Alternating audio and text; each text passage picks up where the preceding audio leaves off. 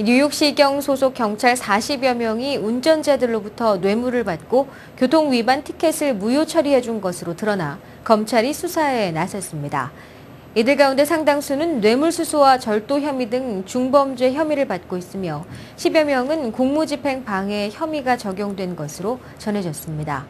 이번 범행은 검찰이 지난 2009년 8월부터 브롱스 지역 마약 판매상을 적발하기 위해 경찰과 용의자들의 전화를 감청하면서 발각됐습니다.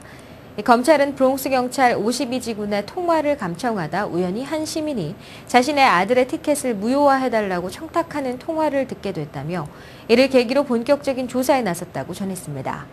검찰은 앞으로 퀸즈와 맨하탄 등 다른 지역의 경찰들에 대해서도 수사를 벌인다는 방침입니다. 한편 NYPD는 지난해 6월부터 이 같은 폐단을 줄이기 위해 한 번 발급된 티켓은 무효화할 수 없도록 전자티켓 제도를 시행하고 있습니다. 맨하탄 한인타운을 무대로 활동해오던 한인 마약 조직이 연방수사당국에 적발됐습니다.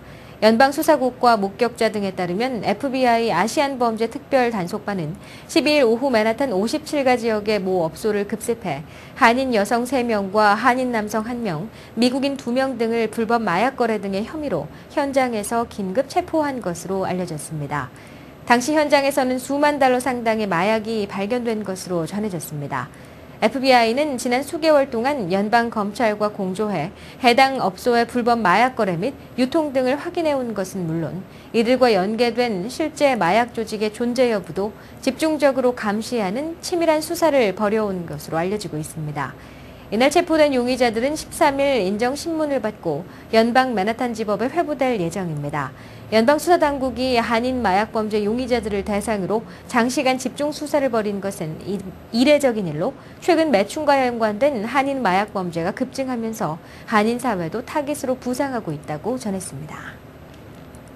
뉴욕주 하원 의원은 범죄 희생자 권리 주간을 맞아 인신매매 등 범죄 피해자들과 그 가족들을 보호하고 범죄 조직을 소탕하는 것을 골자로 한 법안을 12일 통과시켰습니다.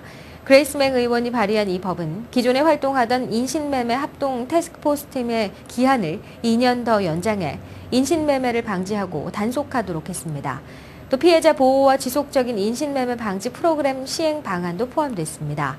최근 연방정부 발표 자료에 따르면 미국은 올해 전 세계 주요 인신매매국에 포함됐습니다. 국무부는 1년에 인신매매 피해자 2만여 명이 미국으로 오고 있다고 발표했습니다. 맹 의원은 인신매매는 성매매에만 국한하는 것이 아니라 일반 노동자들도 포함된다며 특히 아시안의 인신매매가 가장 두드러진 것으로 나타났다고 지적해왔습니다.